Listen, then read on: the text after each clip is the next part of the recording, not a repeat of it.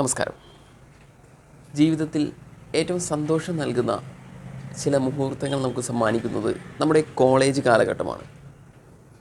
ഈ കാലഘട്ടത്തിലാണ് നമുക്ക് ഏറ്റവും നല്ല ഓർമ്മകൾ, നല്ല സൗഹൃദങ്ങൾ ഒക്കെ നേടിയെടുക്കാൻ സാധിക്കുക. എന്നാൽ ഈ കോളേജ് കാലഘട്ടത്തിൻ്റെ നിറം കെടുത്തുന്ന ഒരു നെഗറ്റീവ് ഷെയ്ഡാണ് റാഗിങ്. ഈ റാഗിങ് എന്ന പദം അല്ലെങ്കിൽ ആൻറ്റി റാഗിങ് എന്ന ആശയം നമ്മുടെ നമ്മുടെ രാജ്യത്തെ വിദ്യാഭ്യാസ സ്ഥാപനങ്ങളിൽ കേട്ടു തുടങ്ങുന്നത് 1970-കളിലാണ്. 1970 അന്ത്യത്തിലാണ് ഇന്ത്യയിൽ ആദ്യമായി റാഗിങ് നിരോധിച്ചുകൊണ്ട് ഒരു നോട്ടിഫിക്കേഷൻ ഇറങ്ങുന്നത്. റീജിയണൽ എഞ്ചിനീയറിംഗ് കോളേജിലെ 2 ഫ്രഷേഴ്സായ വിദ്യാർത്ഥികളുടെ മരണത്തെ തുടർന്ന് ഉണ്ടായിട്ടുള്ള സംഭവ വികാസങ്ങളിലൂടെയാണ് ഈ നോട്ടിഫിക്കേഷൻ പുറത്തിറങ്ങുന്നത്. ഇത് നമ്മുടെ പരാജയമാണ്. സ്കൂൾ തലത്തിൽ തന്നെ മാനുഷിക മൂല്യങ്ങൾ കുട്ടികളിൽ പറഞ്ഞു പഠിപ്പിക്കാത്തത് കൊണ്ടാണ് ഇത്തരം സംഭവങ്ങൾ ഉണ്ടാകുന്നതെന്നാണ് കോടതി നിരീക്ഷിച്ചത്. അതിനുശേഷം 1999 വിശ്വജാഗൃതി മിഷൻ എന്ന സംഘടന നൽകിയ പൊതു താൽപ്പര്യ ഹർജി പരിഗണിക്കവേ സുപ്രീം കോടതി പറഞ്ഞു, റാഗിംഗ് എന്നത് ഭരണഘടനയുടെ ആർട്ടിക്കിൾ 21 ലംഘനമാണ്. അങ്ങനെ യൂണിവേഴ്സിറ്റി ഗ്രാൻറ്റ്സ് കമ്മീഷനോട് റാഗിങ്ങിനെ പറ്റി പഠിക്കുവാനും റിപ്പോർട്ട് സമർപ്പിക്കുവാനും കോടതി ആവശ്യപ്പെട്ടു.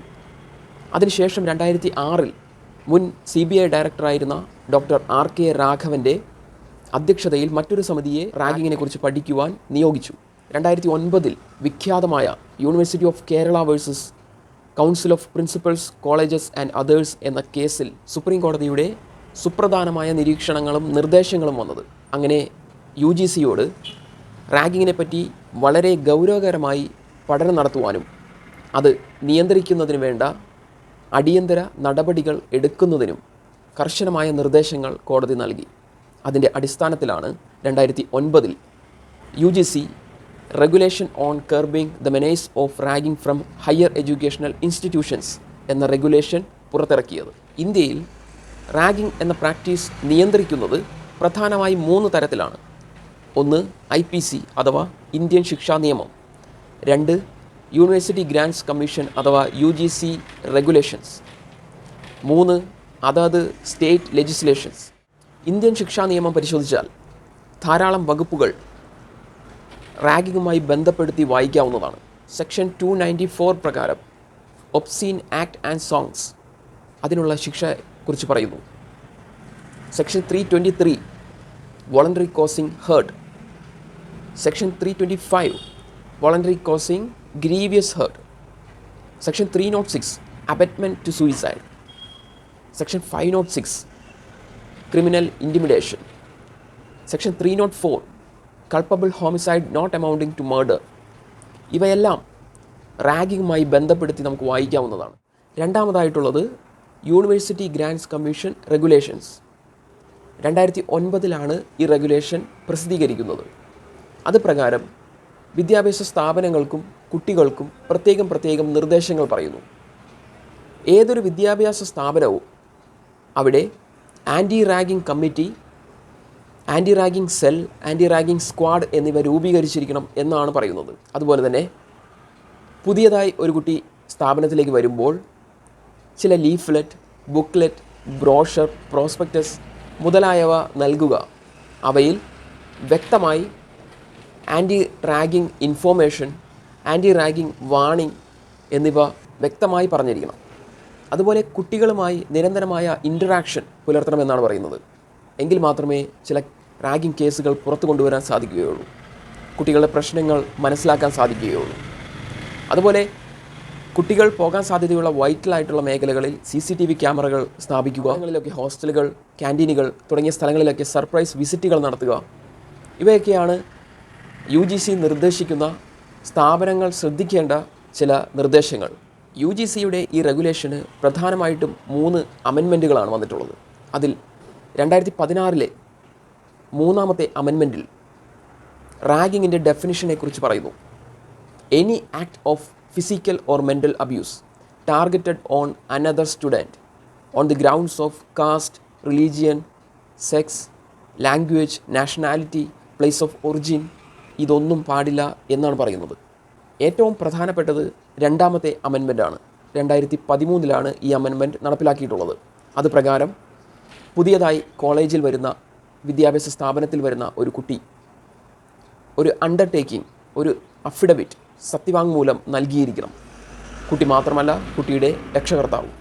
ഈ സത്യപ്രസ്താവനയിൽ തൻ്റെ ഭാഗത്തു നിന്ന് റാഗിങ്ങിന് വഴിവെക്കുന്ന ഒരു തരത്തിലുള്ള പ്രവർത്തനങ്ങളും ഉണ്ടാവില്ല എന്നും, അത്തരത്തിൽ എന്തെങ്കിലും പ്രവൃത്തികൾ എൻ്റെ ഭാഗത്തുനിന്ന് ഉണ്ടായാൽ UGCയോ മറ്റ് നിയമങ്ങളോ നിഷ്കർഷിക്കുന്ന ശിക്ഷാ നടപടികൾ നേരിടാൻ ഞാൻ തയ്യാറാണെന്നും കുട്ടികൾ സമ്മതിക്കുകയാണ്. അവരുടെ രക്ഷാകർത്താക്കളും അത് സമ്മതിക്കുകയാണ്. ഒരു വിദ്യാർത്ഥിക്ക് നേരെ റാഗിംഗ് കുറ്റം ആരോപിക്കപ്പെട്ടാൽ എന്തെല്ലാം ശിക്ഷാ നടപടികളാണ് UGC നിർദ്ദേശിക്കുന്നത്?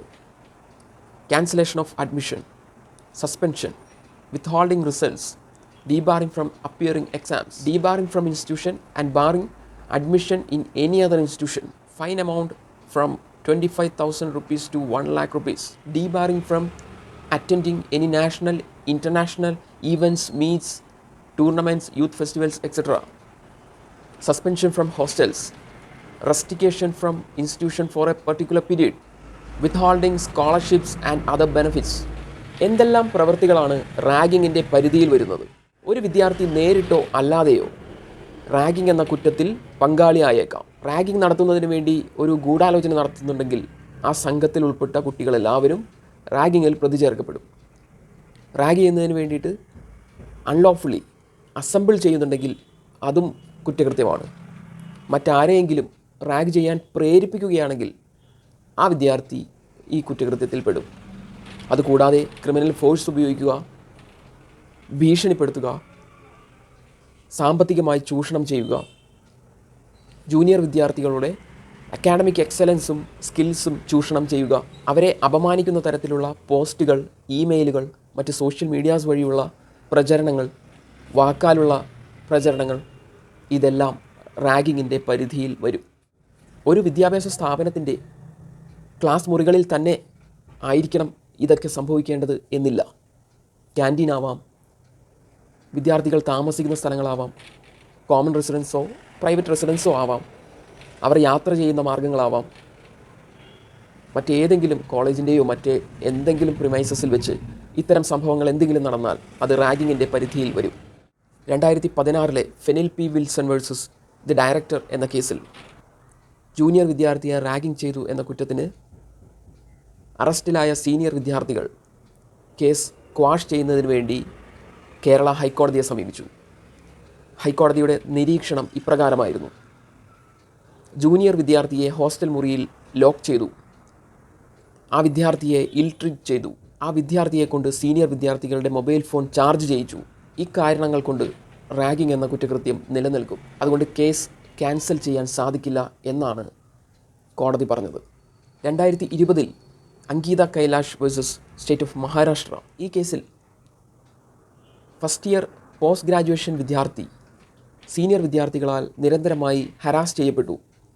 ഒടുവിൽ ആ ജൂനിയർ വിദ്യാർത്ഥി ആത്മഹത്യ ചെയ്യുകയാണ് ഉണ്ടായത്. വെറും ഒരു സൂയിസൈഡ് കേസ് മാത്രമായി ഒതുങ്ങിപ്പോകുമായിരുന്ന ഈ കേസ് ആത്മഹത്യ ചെയ്ത വിദ്യാർത്ഥിയുടെ അമ്മയുടെ പരാതിയുടെ അടിസ്ഥാനത്തിൽ പോലീസ് അന്വേഷിക്കുകയും ഈ കേസിന് പിന്നിൽ വലിയൊരു റാഗിംഗ് നടന്നിട്ടുണ്ട് എന്ന് വെളിപ്പെടുകയും കുറ്റക്കാരായവരെ നിയമത്തിന് മുന്നിൽ കൊണ്ടുവരികയും ചെയ്തു.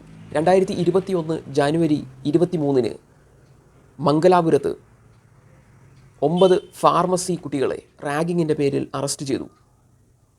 ജൂനിയർ വിദ്യാർത്ഥിയെ കൊണ്ട് മുടി വെട്ടിക്കുക, താടി ഷേവ് ചെയ്യിക്കുക, അടിക്കുക മുതലായ കാര്യങ്ങൾ സീനിയർ വിദ്യാർത്ഥികൾ ചെയ്യിച്ചു എന്നുള്ളതാണ് കേസ്. ഒരു വിദ്യാഭ്യാസ സ്ഥാപനത്തിൽ ഏതെങ്കിലും ഒരു വിദ്യാർത്ഥി റാഗിംഗ് പരാതിയുമായി ഹെഡ് ഓഫ് ദ ഇൻസ്റ്റിറ്റ്യൂഷൻ്റെയോ ആൻറ്റി റാഗിംഗ് കമ്മിറ്റിയുടെയോ മുന്നിൽ വന്നാൽ ആ പരാതി പ്രഥമദൃഷ്ട്യാ സത്യമാണെന്ന് തെളിഞ്ഞിട്ടുണ്ടെങ്കിൽ ഉടനടി കുറ്റാരോപിതരെ സസ്പെൻഡ് ചെയ്യാനുള്ള നടപടികൾ കോളേജ് മാനേജ്മെൻറ്റിന് സ്വീകരിക്കാവുന്നതാണ്. അതിനുശേഷം ഇമ്മീഡിയറ്റ്ലി കേസ് പോലീസിലേക്ക് ട്രാൻസ്ഫർ ചെയ്യുകയും FIR രജിസ്റ്റർ ചെയ്യുകയുമാണ് വേണ്ടത്. കമ്മിറ്റിയുടെ മുന്നിൽ വരുന്ന പരാതി പ്രഥമദൃഷ്ട്യാ കളവാണെന്ന് ബോധ്യപ്പെട്ടാൽ ആ കാര്യങ്ങൾ വിശദീകരിച്ച് ഒരു ഇൻറ്റിമേഷൻ പരാതിക്കാർക്ക് നൽകി കേസ് അവസാനിപ്പിക്കാവുന്നതുമാണ്. റാഗിങ്ങുമായി ബന്ധപ്പെട്ട് വരുന്ന പരാതികളിന്മേൽ അന്വേഷണം നടത്തുകയും നടപടികൾ സ്വീകരിക്കുകയും ചെയ്യാത്ത പക്ഷം ആ കോളേജിനെതിരെ കോളേജിൻ്റെ അഫിലിയേഷനെ ബാധിക്കുന്ന തരത്തിൽ അച്ചടക്ക നടപടികൾ ഉണ്ടാകുമെന്നാണ് UGC റെഗുലേഷൻസിൽ പറയുന്നത്. റാഗിംഗ് നിയന്ത്രിക്കുന്നതിനുള്ള മൂന്നാമത്തെ മെക്കാനിസമാണ് സ്റ്റേറ്റ് ലെജിസ്ലേഷൻസ്. അതാത് സംസ്ഥാനങ്ങൾക്ക് അവരുടെ വിവേചനാധികാരം ഉപയോഗപ്പെടുത്തി നിയമനിർമ്മാണം നടത്താവുന്നതാണ്. കേരളത്തിൽ കേരള റാഗിംഗ് പ്രോഹിബിഷൻ ആക്ട് 1998 ആണ് നിലവിലുള്ളത്. ഈ ആക്ട് പ്രകാരം ragging within or outside any educational institution is prohibited. ഈ നിയമത്തിലെ നിർദ്ദേശങ്ങൾ ലംഘിക്കുന്നവരെ 2 വർഷം വരെ തടവിനും 10,000 രൂപ വരെ പിഴത്തുകയ്ക്കും ശിക്ഷിക്കാവുന്നതാണ്. അതുകൂടാതെ വിദ്യാഭ്യാസ സ്ഥാപനത്തിൽ നിന്നും സസ്പെൻഷൻ, ഡിസ്മിസൽ മുതലായ അച്ചടക്ക നടപടികളും എടുക്കാവുന്നതാണ്. ക്യൂർ എന്നൊരു NGO, coalition to uproot ragging from education എന്നാണ് ആ സംഘടനയുടെ പൂർണ്ണരൂപം.